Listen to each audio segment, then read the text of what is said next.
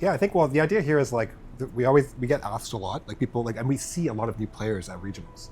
And regionals is this kind of funny thing where it's like simultaneously an event where just like the whole community kind of comes together and plays, which is really, really fun and nice. But it's also this kind of semi-serious event where you can win quite a lot of money. The prize cards can really, like, they can make a huge dent. And if you're attending a lot of these events and you're winning a lot, you can actually become like a pro player and sustain yourself off of them. So you've got like a bunch of things happening at the same time. And I think what would be fun to do would be to kind of give some of our advice at all different levels. So if you're just kind of starting out and you want to get to regionals, how do you prepare?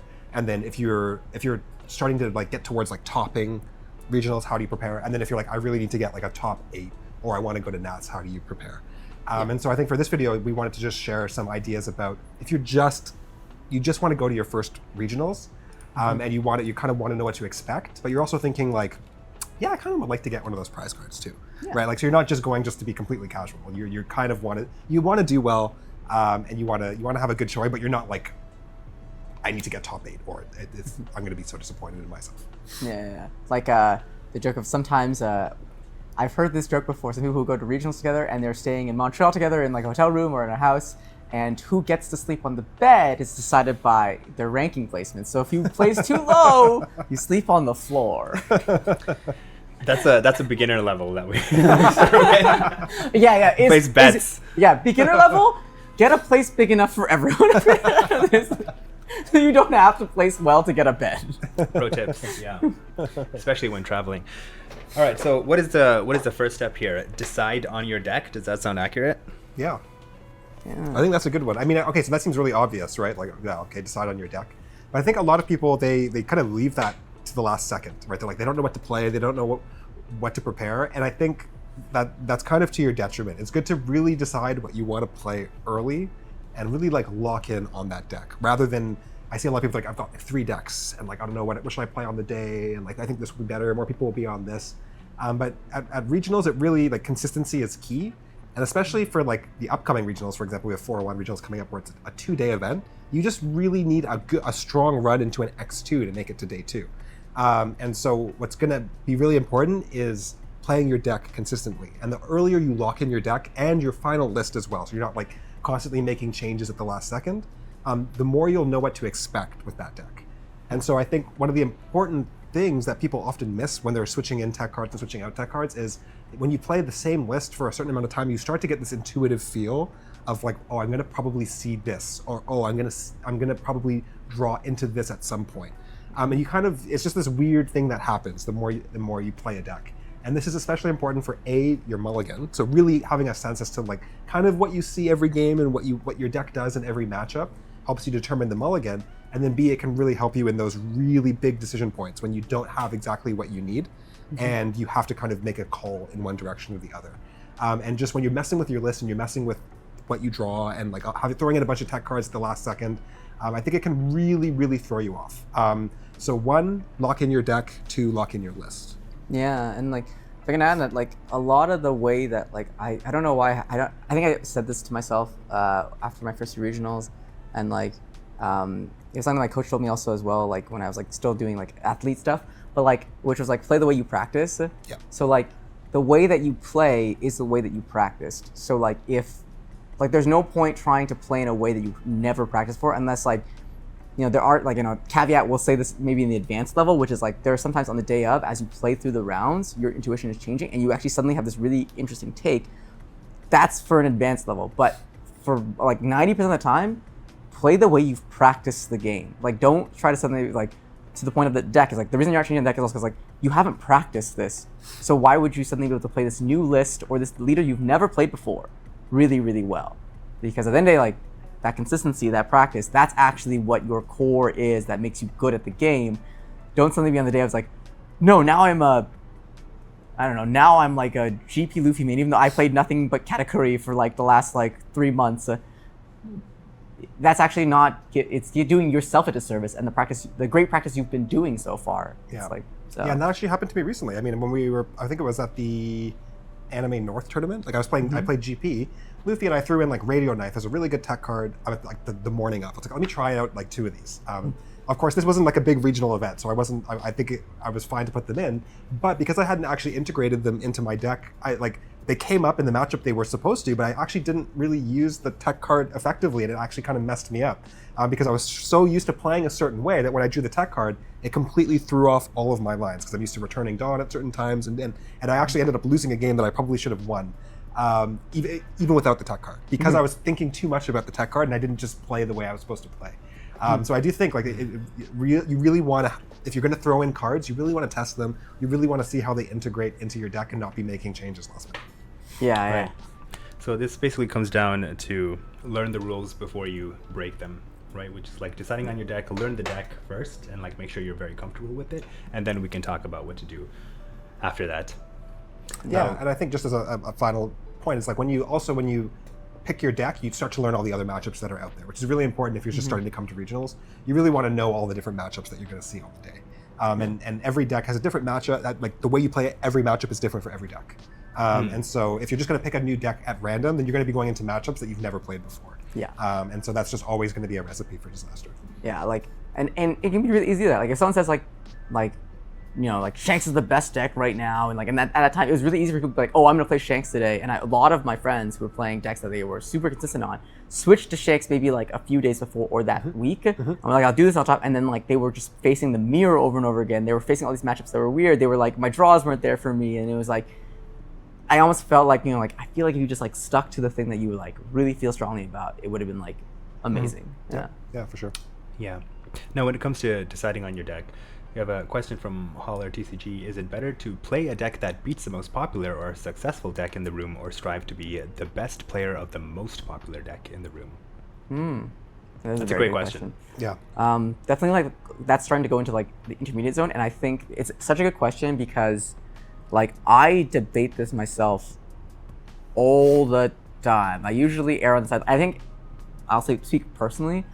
I am not the best person to ask this question to because I get so much enjoyment from like playing a deck that is rogue and going out of those spaces that I don't actually recommend people to copy or imitate like anything I would say or do in terms of how I handle like a regional stuff. I would usually recommend people play decks with really good spreads because if you're a newer player who's trying to like top at a regional, like I actually recommend playing a deck that has a really good spread across the board, because the worst thing for a new player to feel like is when you go into a matchup that's bad and that happens several times on the same day, just from a mental perspective, it can really hit you pretty hard that you may just like lose out. Having a deck that doesn't feel like it auto loses like 80% of the matchups or 70% of the matchups is like a good thing to do. Yeah, no, I think that's great. Yeah, and I think, yeah, like you said, this is a little bit of like an intermediate, but I think it's not at the same time, because it's like something that people debate a lot, and actually like it's an East versus West thing as well, where in the East everyone kind of plays the best deck traditionally, and in the West we're known to like to try and counter the best deck traditionally. I think it's better to lose that distinction of like the best deck versus the deck that counters it, and think more in terms of like what deck will be easier to pilot on the day. So for example, if the best deck is really hard to pilot, it takes tons of practice, and it's very technical, then you might want to stay away from it and play the kind of the easier deck on the day. However, if the best deck is also like relatively easy to pilot and you're coming out to your first regionals, then I think it's a great option. And I think in addition to that, usually the reason the best deck is the best deck is because it has a super favorable spread into most decks that are out there. That's typically the case.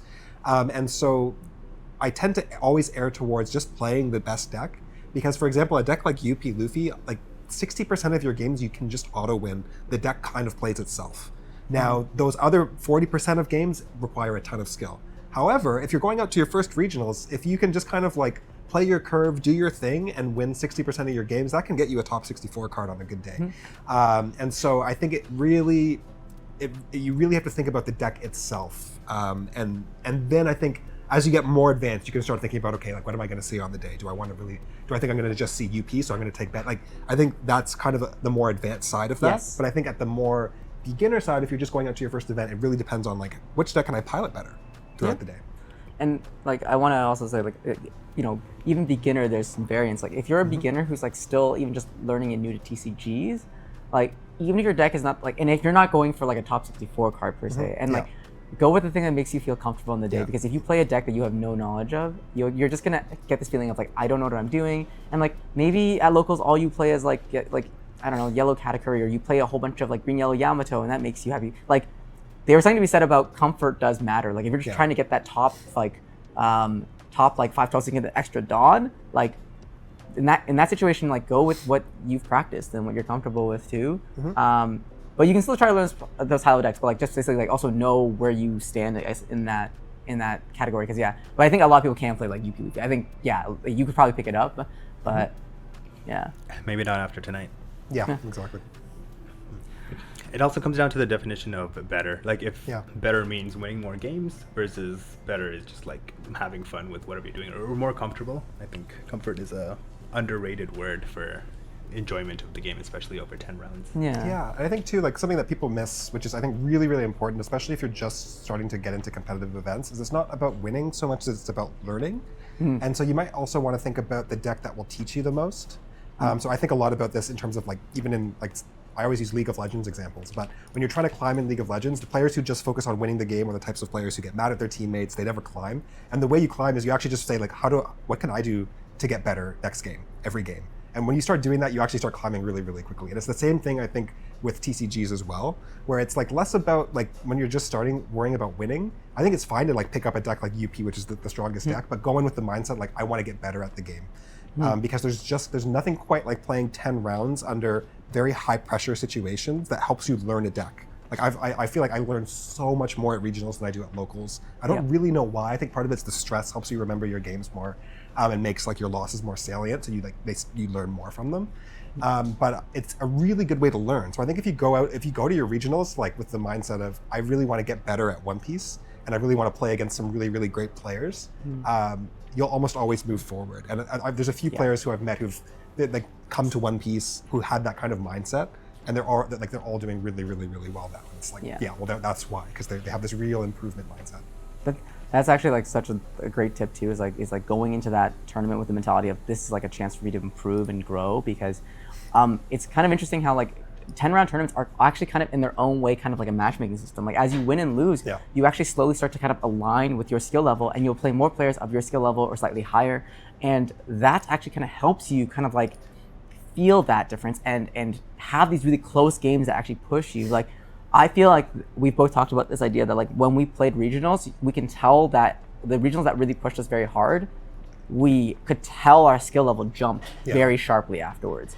Like both of our top 8s, I think we played like when we both said like we got so much better at the game having played that top 8 match. Just made us grow a ton in that short period of time, where it felt like after I played the game, like when I played any game after that tournament, I was just playing so much better. Same with after my like BY Luffy like top 8 too. I was like, something about that setting and that environment will make you grow. So like, make the most of it, right? Yeah, and take that opportunity to play against like really, really strong players. I think for me that was what was so fun.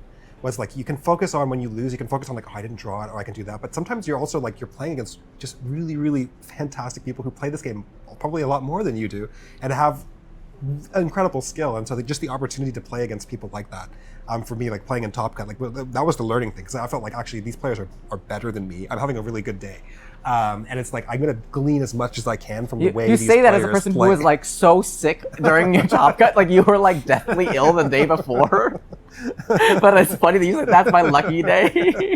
It was, I don't know, like I was dead but still was able to function. Yeah, you were in the flow. Yeah. But yeah, no, I think it's definitely like if you can have that learning mindset, I think that really will help. And it's a hard thing to do. I'm not saying it's easy. It's really easy to like when you're playing and you don't see what you need, you don't draw well, it's really easy to just be like, oh, I didn't see it.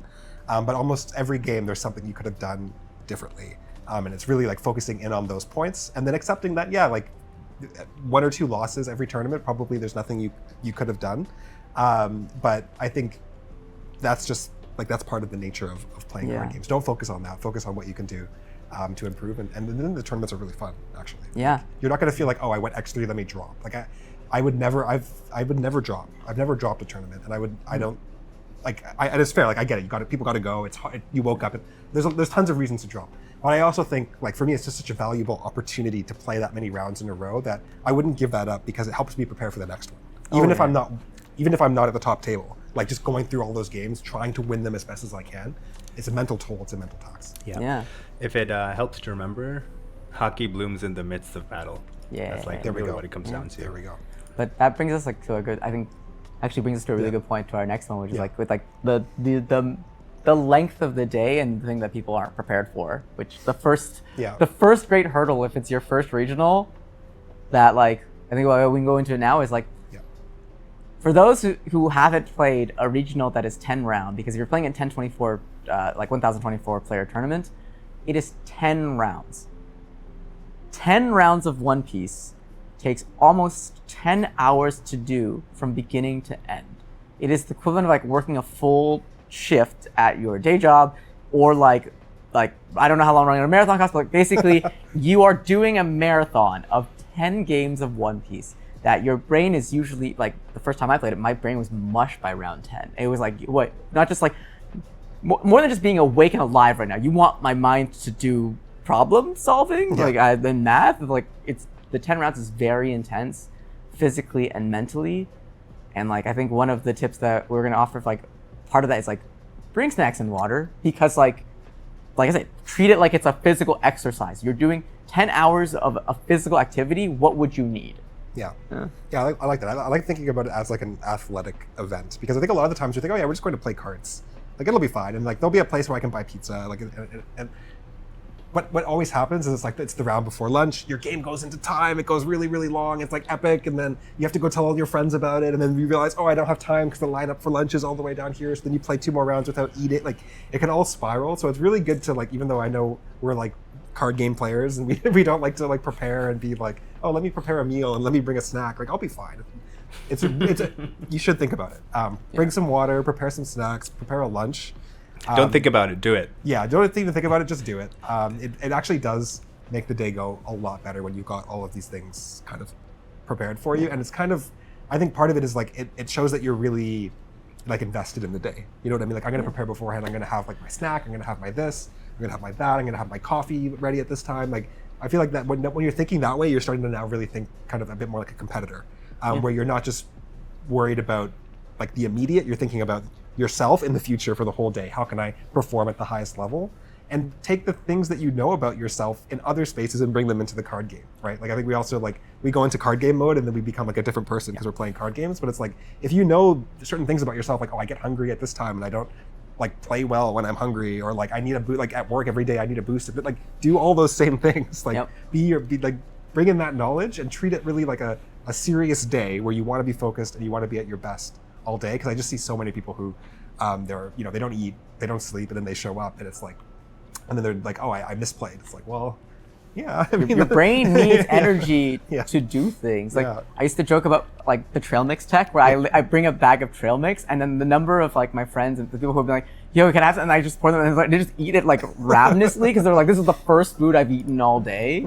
Like, the trail mix tech is huge, and like this could literally be as small of a thing as even like if you're like, if you're bad at like those kind of personal habits, like it could be as simple as like on the way out of the house, you like, oh, I have this like random banana here, or like this apple, just take it. Don't even just take it. Or on the way to regional, you fill up on gas near the gas station. Even that bag of chips, like you just grab the something, right? In reach. Yeah. I think, I mean, this is a little bit of like a medium or advanced tip, but I think like it's good to also like get into the habit of like, maybe when you finish your game, before you go and like you start telling your friends, or you go like just like center yourself, eat a little bit, and then go on. Because I know for me, like I just wouldn't eat like any of my runs. I don't eat, and like it's Maya has to come up and she like forces me. She like brings me food and like she's like, eat now, like eat right now. No, you're gonna eat now. And I'm like running to go, like, because you have so much adrenaline. Like all I want to do after the game is go talk about it with people. I'll be like, oh, that was so crazy. I did this and then this happened, and then all of a sudden it's the next round, and now you're going into another game without eating. So it's like just like getting into a routine of like, I finished my game, let me just have a snack. Let me take care of myself and then move on, I think it's a good strategy. You are a human machine that needs things to function. Just take care of those things. The other perspective to this is like every day you have a finite number of decisions that you can make, or at least finite number of quality decisions. And when you're playing 10 rounds, you want to kind of optimize for that as much as you can. So you don't want to spend any of that energy towards like, what should I get for lunch? And then everybody's going to that pizza stand, and then now you have to like deal with the stress of getting it in time, just like all these things. Just don't think about that. Yeah. Right. Yeah. Cool. Opaque sleeves and backup sleeves. Yeah. Huge. To minimize your chances of any issues happening, like technical issues with like tournament rule stuff, all these kind of Yeah. things. So those of you who are not familiar at home, like there are certain sleeves that basically if your sleeves are not fully opaque, there is a rule in the rulebook that says that you'll be disqualified or asked to resleeve your deck. And the thing is, I don't think there's an official ruling on whether or not the judge will choose one or the other. So you may be just disqualified. You may be asked to resleeve. Now, it's always unclear which one is which, but like just overall, opaque sleeves. Don't even make that a risk factor of like a judge asking you to resleeve. Just get opaque sleeves up front, which means a lot of, I think Dragon Shields unfortunately are not actually tournament standard because they are partially translucent, or you can kind of see, but if you can see the One Piece card game logo on the back of the card through the sleeve, not good enough. So like if that means like you get a shadowed sleeve, inner sleeve to make it so it's opaque, if you get like just a more opaque out, like regular sleeve, do those things. And even then still prepare an alternate set of sleeves in case someone like calls you out for like your sleeves being too damaged and you have to re-sleeve. You never want to like feel bad and lose a game because of the sleeves, or because someone's like, or just because you didn't know that was a thing about sleeves, which is really easy to not know if it's your first regional. Yeah, and I think this is part of like a kind of like a regionals routine that you should do, which ties into that. So it's like when you're playing a regionals, you should start with a fresh pack of sleeves. You should make sure your sleeves are tournament legal. Like just get like, I like to just go with something really obvious like black sleeves. And the reason I do that is because I just don't want to have any problems. I don't like, that's the last thing I want to think about. And when we went to our first tournament in Niagara, like Maya had orange sleeves, which we thought were completely fine. Oh, yellow sleeves, which we thought were fine. She's playing yellow kata, whatever. And then she had to re-sleeve mid-tournament because you could just like barely see the One Piece logo. But of course, that's against the rules, and it's so stressful having to deal with that, especially when you're at like your first tournament. The judge comes over and they're talking to you, and you think about it. Just you don't want that. So I think part of that routine is like when you're submitting your deck list in the morning, you check your deck, you make sure everything's there, and then you re-sleeve your deck with new sleeves. Also check your inner sleeves, make sure you're using if you do use inner sleeves, make sure you're using the same type of inner sleeves, not different types, like some side load, some top load. It's easy when you're grabbing cards out of a binder to grab a bunch of different inner sleeves. You might think it doesn't matter, but it certainly does matter if you get deck checked, and if you get into top cut and things like that, they will check your inner sleeves and your outer sleeves. So it's just a good habit to get into. Like that's your morning of routine. You know, it's like you sit down, re-sleeve your deck. Just don't let any of those silly things affect your game. Yeah, because you could lose a whole round to that, and like that'll be a really hard thing to mentally bounce back from, because you're going to feel like, oh, I can't believe. And then if you carry it with you into the next games, then it will be really hard to have all of your thinking power going to the game, right? Yeah, and I mean the reason you change your sleeves too is just because they get damaged over time. And like I noticed the other day, like I haven't changed my sleeves in a while because I've just been playing locals, but like my GP Luffy sleeve, I looked and it was like, oh my goodness, like it was completely cut. And then I looked at the card and it was like giant, right? And I was like, oh man, like someone could be like, oh, you have your giant marked, right? Like, and those kind of things probably don't matter at a locals where everyone's playing for fun, but like at a regional, someone could totally call you on that. And they would be right to call you on it. And that could get you a warning or a game loss. So it's like, don't just change your sleeves and like make that part of your morning and make sure they're opaque. And don't mess around with that. Because I see people say like, oh, they're opaque, and it's like, that's not opaque. Like I can see the One Piece logo, so. Yep. Yeah. It's not worth it. Yeah. Especially as a beginner, it's like, I'm more used to if a judge comes to my table, but like I remember the first time I got deck checked and then I had to change up all my sleeves, and I'm like, oh my gosh, I feel bad that I'm slowing down my opponent, they need to wait, and I feel bad because maybe they think I'm cheating, all these guys. It's like completely messes up your mental. Yeah. Yeah, judge shows up, you're like, I pirated a DVD one time 2 years ago. It's like, that's not what this is about. He starts spilling everything. He's confessing to crimes. Just trauma dump everything in one go. I one time jaywalked. Hey, you'll feel better after. That's true. Yeah. Sleep. This is admittedly, not the most obvious one. We all understand, especially when you get really excited about an event coming up the next day. Like it's totally understandable to not even get that much sleep. But do keep in mind it is a factor that will completely change, one, how you play, and two, how you enjoy the day. Just like experience everything and all aspects of the experience as well. Maybe the adrenaline will just get you through it. Who knows? But do what you can, what's in your control. Yeah, that's great. I think it can get you through it, the adrenaline, but you're always not going to be performing as optimally as if you had slept. Sleep helps you regulate so many important things. like better, like your memory. If you have a good sleep, like your memory will be better, your attention will be better, your processing speed, so your ability to kind of take in information will be better. In addition to that, your affect, so your mood, you'll feel happier, you'll be less anxious. Like there's just a million things that go into it. And it's really, really hard to do because one, oftentimes you have to like travel far for a tournament. So sometimes it's just impossible. But I do think it's worth, like, I don't see people really prioritize sleep enough. Like, so instead of like, they could go down a day earlier and then have a full night's sleep. And instead they're like, oh, let's just go up the day up. And I get that, like, that's a luxury. But if you have the luxury of like going down the day earlier to kind of get a full night's sleep, I think that's actually really, really important to do. Getting your sleep schedule ready for that early wake up is really important. Like if you're waking up every day at like 11 and all of a sudden you have to wake up at 8, you might want to start like moving your sleep schedule a little earlier in the week preceding just to make sure that you get that full night's sleep. Because what will happen is if you are used to getting like waking up at 10 or 11 and all of a sudden you have to wake up at 8 and you're going to be dreading it the night before, you're going to have anxiety already for the event and you're just not going to sleep at all, or you're going to have a really, really rough sleep. So I think sleep is like the number one thing that you can do to increase your performance like in a very short time frame. So take it seriously and try and get some sleep. Yeah, like think of yourself like an athlete for a lot of things. Just like, would you, if you had to run like a marathon the next day, would you sleep at 2 a.m.? Probably not. So like those kind of like parallels do help you. Yeah, and like people would like stay up all night testing. Like that's just it's the same thing that we all learned from like don't spend all night studying for a test, right? It doesn't do anything. Yeah. It's the same kind of thing. Don't stay up all night testing. That's actually like beyond like losing your sleep, that's one of the worst things you can do because those games that were not played at an optimal time will be more salient and they'll shape how you play for the rest of the day when it might not actually be like it might have, like your testing might not have anything to do with the game you're playing the next day. So bad idea. I know there are some pros out there who said like, no, I stay up so late playing the night before and that works for them.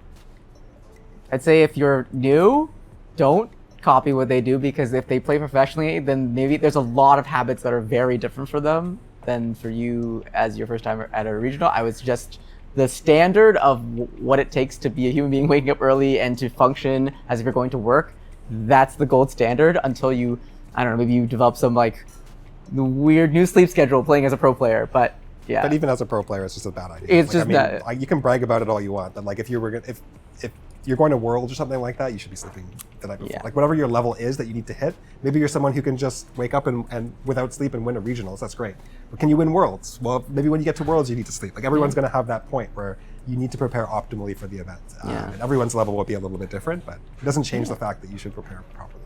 Speaking from personal experience, like I don't even like playing too like the night before too much, or at least not playing like at a very serious capacity, because it almost makes me anxious because like some mistakes I make might be like, oh no, like I did that really poorly, and they like kind of psych you out. It's almost better to be like, the night before you should just trust yourself. Like trust that you're gonna, trust that what you've done up until now is what gets you through tomorrow, like through like the regional that you're gonna play. More than like any last minute random testing is gonna suddenly drastically change the outcome of tomorrow. Like odds are how you're gonna perform at that event the next day was decided by the weeks and months leading up to that event, more than it will be by a random thing you did the night before in terms of like, and then I figured something out because I tested like 20 games and then stayed up till 2 a.m. and then that gave me like a eureka. I'm like, that's unlikely compared to like the weeks and the months prior that you've been playing. I really like that. I think that's like a performance thing. Like that's something that I like. So I play music. I'm a musician, and like before I do like a big performance, or when I used to do like recitals and exams and competitions, like you'd never touch the piano the day before. Like it's just a terrible idea. Because what you'll do is you'll start playing, and then you'll make a mistake you've never made before, and then that mistake will haunt you forever. And then you'll go and make that mistake at the because you're just so freaked out with anxiety. It's always better to leave it. The one thing I will add is that is good to do if you can, and I think is to play in the morning of, without like too much thought into it. Like just jam a couple games with your friends so that the first game you play, you're not cold. Like there is, I think, a little bit of a brain warm up. The shuffle, like the sit down, just like jam some quick games with your friends, but don't think about them too much. Don't read into them. It doesn't matter who wins or loses. You just want to get into like that cycle of playing, so that when you go into your first match, you're not like, wait, what's One Piece? Which has happened to me multiple times. I'm like, what? Like, everything's like a blur of the morning, and now I have to play, and now there's like a really good player sitting in front of me. Right? Like you want to be warmed up. That's legit so funny because the morning of, so in Montreal when we were playing regional, the morning of everyone's playing practice games. I play a practice game against our friend Gabe, and he wins and he's super excited. He's like, oh yeah, like he's in a super great mood. He's doing great, and I'm like, meanwhile, like I'm just playing the game. I'm just trying to like get used to shuffling. It's like, oh, I guess I should have with this. Oh, I didn't think about this. Yeah, because my brain's still turning on. I can tell that I'm still like waking up. And then I just went out the whole day, and then we, the whole gecko story and everything. And then every time we talk, Gabe, he's like, I lost again. And then after the run, and we were going to grab dinner, or after like I got my top 8 rank, Gabe comes to me and says, I guess I should have lost the practice for a match. And I was like, oh my god. But it was just very like interesting that he brought it up like that, where like also that can change things too. Like you have to just kind of like not, I guess, attribute too much to your practice games. Like don't like whether you win or lose, it doesn't matter either way. Just think about like you're just like waking up in the morning, you're just like getting things going. But it's funny that he was like the coincidence of it. He was right? like you're like stretching before you do a round. Something like that. You're just that's all it is. Yeah. But it was a funny moment. He was like, "What would happen if I lost the practice?" Like, they made like the whole the whole quantum shift of that day. Like, but I actually genuinely believe that. Like, if I do win that, like, does that make me overconfident? Also, like, does that skew me too? Like, the whole quantum dice roll of that whole thing changed. So I'd rather just the games be like as non-committal as possible in the morning. Yeah. But there's 2 points in the TLDR of this section. 1, make sure you get enough sleep, and 2, you can go Google what the word affect means as a noun, because that's a good use of that word. Be ready to make friends. I feel like I have 2 lines of thought there. 1 is, in-person regionals are so much fun because you get to meet people, you get to hang out with your friends, all this kind of stuff. There's that social aspect to it. The other one ties into learning as a player as well, just like the opportunity to talk to these other people, like random strangers that play better than you and are now locked into this game with you and will 99% of the time converse with you about the game, especially afterwards reflecting on the game. It's like, man, the first couple of times I had the opportunity to talk to people, it's just like, wow, this person is giving me like so much free coaching is like what it felt like, which you don't really get the opportunity to do in like day-to-day situations. So yeah, and you've got people coming from everywhere. Like, it's so much fun. You're just playing with people from literally all over the world at times. And it's like, oh, you came all the way from there? Like, so from the... You traveled 8 hours to get here and play? Like, wow, it's so... Like, it's great. And everyone has this kind of, like, camaraderie and common thing that brings them together. So I think if you're going to regionals, okay, like, my take on it is before the game, I'm very, very serious. And then after the game, I try and be incredibly friendly, win or lose. And I really like when I play against players who are like that too, because we sit down and we're both like looking at each other, we're like not giving away any information. And we're both really focused. It won't be like nice, like, okay, nice to meet you, like, okay, let's play it. And then after the game, we're like, oh man, and then like you just open up. And I think that's maybe a good strategy if you're wondering like how to find that balance. I think you could also just be really open and friendly.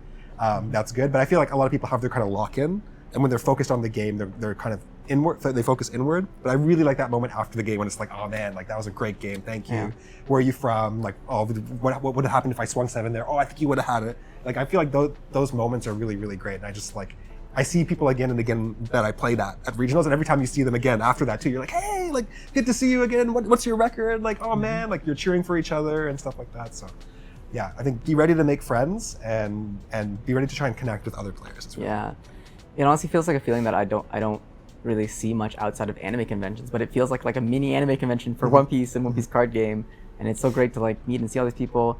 And then like the part you said about learning is like so key. Like when I was in Montreal, I played like round 3, I played against like a Blackbeard player who's like a top 4 Blackbeard player who had like top 4 like the week before. He was amazing, and I had just like teched into Blackbeard, and then I played and I lost against him. He won really well, and he was obviously a very good player. And I always knew that there was such a big difference between good Blackbeard players and not great. So I immediately asked him, like, do you mind playing another game with me? Because I just want to like, I want to figure out what I did wrong. And I want to like actually get a good sense of it.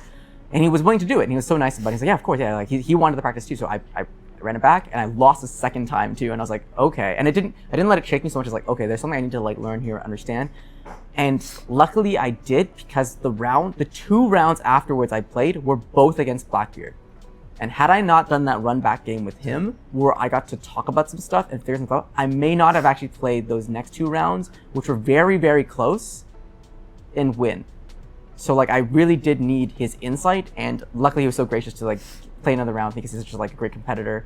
But yeah, that would have been a completely different day had I not been open to learning more and to like talking to my opponent and like being like, hey, would you be willing to like play a second game so I could like just like get the hang of it, like. And then obviously if he said no, I would have been totally okay with it too, because like you don't want to like mess with people's mental on that day and like make them have to spend more energy, but he was like super okay with it. And I'm super thankful for it. Yeah, so part of that is luck, and the other part of that is taking the initiative to also act and engage, and that is within your control. So why the heck not? Yeah. So I owe it to him because man, if that one extra game, like I couldn't have been able to tell that my next 2 games were against Blackbeard, but had I not done that and I faced 2 more Blackbeards, it very easily I would have been like, oh, it happened again, and then like I wouldn't be able to understand like for 2 games in a row more about what mistake I made. Yeah, so it's kind of like be ready to make friends and also like try and be open to discussion about how the game went with people, and if they're up for it, try and get a read. Some people, especially after they lose, they kind of want to turn inward and reflect, and I think that's fair. So it's good to give people space to do that. Yeah. But also, like when you lose, it's good to, like when you get that sting of losing, it's good to try and get over that, to see if you can talk about like what you could have done, or to get their advice or to get their feedback. Because one thing, especially at these regionals, is you just, especially if it's your first one or you're new to them, you might not know who you're playing against, right? Like, so you might actually be playing against one of the best players in the world. Yeah. And they all are very, very nice. And if you ask them, they'll actually be like, oh yeah, you could have done this, you could have done that, you could have done this, you could have done that. And you might just get like free coaching or a free masterclass right after the game. So it's always worth like, taking your defeat, take the sting, but also like just try and reach out and see what they think about what happened. I jokingly refer to them as named enemies or named bosses because like in a video game, when the life bar shows up and the name shows up, you're like, oh wait a second, wait, this is a boss battle? I thought I was whoa, hold up here. Like It's only round 2. Yeah, in much I literally faced like I think 3 or 4 top 4/top 8 players in the first 4 rounds or 4 or 5 rounds. And I was like, why is this happening? Why? This is supposed to be a chill day. I'm just a chill guy. It's all perspective. Yeah. Oh man. Cool. Any other thoughts on beginner experience for regionals? I think that's a good summary. You have something? I have like one last one, which is like one that I noticed like when I first started playing, and like one that I actually see happen a lot, which is a lot of folks, rightfully so, like it's a valid feeling to be very nervous on your first regional ever, and it manifests in different ways. You can notice that your heart rate is a little higher. It could be that your hands are shaking a little bit. It could be that you're like just like different aspects will come up because you're just nervous, and it can feel a little anxiety inducing to playing your first regional. And I think the hardest thing to do when the moment you add competition to anything, and that's like you could love this game so much and you can play all the time and never be nervous, and the moment someone says it's a regional, sometimes that causes something in your mind to kind of shift, and suddenly you're nervous because of just the pretense of what a competition or a regional is. And I've seen that like players who normally are so calm suddenly just like their hands are shaking, and like when you swing, they're almost telegraphing the amount of counter they have because their hands are shaking. I think one like good piece of advice that I can I've like both like kind of had to say to myself, but also like have shared to others, like you need to think about regional as if you were just playing any other tournament. If that's the case for you, if you're getting so much anxiety because you hear it's a regional and because you're thinking about the prize card, a way to help with that is like tomorrow is just another local I'm playing. I'm here to play one piece card game, not a regional, not for a prize. I'm here to play one piece card game, because if you're not at the level yet where you're ready to start trying to compete for those top 32, those top 8s, those like top 64s, and you're finding that you're just nervous on the day that you're playing, then a good first goal is, can I get through the 10 rounds and like get my body and myself used to this feeling? Because that nervousness can be a lot to get through, and like it's a valid feeling. I'm not like, that doesn't make you a beginner, that doesn't make you anything. That makes you someone who's like nervous about the stakes, and how to divest that from your mind is hard. Like it took a while before I got to the point where like when I'm in the higher tables, I actively make my mind not think about it. I actually try to make like, someone asked me like, oh, you just have one more win left, and I was like, what do you mean one more win? Like I could get top 64 even if I lost here. Like my mind was thinking about, oh no, I still like, I get something even if I lose here. But what my friend was referring to is like, oh no, one more win, you would be top 8. I was like almost like keeping that thought completely out of my brain, because it wasn't helpful to me, because I know I get nervous thinking too much about the stakes, people watching, all these other things. That's almost better for me to just like, I'm just playing I'm about to play one piece card game. I love one piece card game, and that's it. And that helps me. That's good. We've had to make a video on that topic. I think that's like a real thing that a lot of people have to deal with at regionals, is the anxiety of playing. It's a really different environment. And so I think like your strategy is great, like to kind of just like, I'm going to play my game, like I'm just playing one piece. I've done this a million times before. That's always a really good strategy to help deal with that. Like you just want to do the thing that you've done a lot. and kind of frame it that way. Another way of framing it is just to think about doing it more. That's the best way to combat anxiety, is to actually do the thing you're anxious about. And so if you're feeling anxious about regionals and you're at your first regionals and you're anxious, guess what? Great. You're doing it. You're doing the work right now. Just play the games and then go do it again and then go do it again. And every time you'll get less and less anxious. And then the first time you get to a top cut, you'll be really, really anxious. And then the next time it'll be a little bit better. Like, that's all very natural. And it's something to try and to embrace and just keep doing more. And then eventually you start to get used to it. You'll start to habituate to it. If you don't and you still find yourself really, really, really getting anxious still, then you can look into like there's lots of tips you can use actually to help lower your anxiety. A very, very easy one is just, it might seem weird, but if you bring an ice pack with you in your backpack and you're feeling anxious, you can step out and actually just, like when you put a cold temperature to your body, it tricks your body into kind of using your parasympathetic nervous system, which is just that calming part of your body, calms you down. And so there's also tricks you can use. So I would say, like, you should feel anxious going into a tournament. I feel so anxious when I'm playing at regionals, but then if you're noticing that it's really affecting you, there are also tips you can look at that are really, really helpful that you can try to help kind of combat the anxiety, so that you can get to a level where you feel like you're playing and you feel like you're making decisions at like a level that you, like, getting to the point that you practiced, essentially. Yes, Yeah. because you want to equate that. You want to be in your practice, you want to be in your practice state, the kind of way you've been running all your practice games. That is probably the best version of your play. And then in the advanced one, we'll talk about really cool moments about when you're in the zone, when you've been practicing so much that on the day up in top 8, you might get like this crazy, really cool flow state moment, which will teach you a lot about the game. But like, that's like advanced. That's an awesome pep talk. It's like super, super insightful and a great way to end this content as well. Yeah, I think we have a question in the chat. Do we want to save that for after? Question? Oh, this was from earlier. Yeah, this was from a lot earlier. Yeah. About GY law. Yeah, people it was a good question. People who play a hard deck for 10 rounds, it's like, ooh, it's heavy. Yeah. Yeah. But that's also where all the practice comes into play as well. Yeah. That's definitely like a moderate to advanced, but Yeah. we'll get to that. But I would say, like, if you're wondering how people played like GY for 10, a lot of that's like muscle memory is what I'll say, which is just the idea that like you've done so many reps on the thing that you're actually not thinking about it too much. So like when I play GY Law, it takes all of my brain and then I fall apart and lose because I haven't played GY Law that much. But if I played 500 games of GY Law, I can play I can play it in my sleep. And that's usually the players who do really well. That's why you see them, they go so fast because they've played like hundreds of games on the deck. And so it's just in muscle memory, which we'll talk about. We'll talk about it. It's a fun topic. I know. I would love. Yeah, the flow state thing. It seems like a joke, but like in JJK, the Black Flash, when you're able to like kind of feel like this perfect like sync with your deck, and like you really understand how the game works, and you get this moment where you do a really good play, you'll find that you improve so much in that moment, and then you actually play better even for the next game. And if you can really just like, those are really cool moments that happen at those top tables. Like, I'm very thankful for, because it is actually just like such like an invigorating feeling. Yeah. So if you found any of that content useful as a beginner, feel free to like the video. If you want to see more intermediate content, feel free to subscribe. If you have any questions, if you want to add any comments, that's what the comment section is for. And if you want to see advanced, then hit the bell for notifications. I think that's about right. Does that sound right? Sick.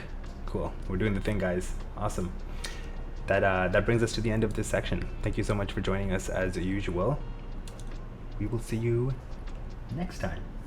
Good luck. Ban list coming. Next time.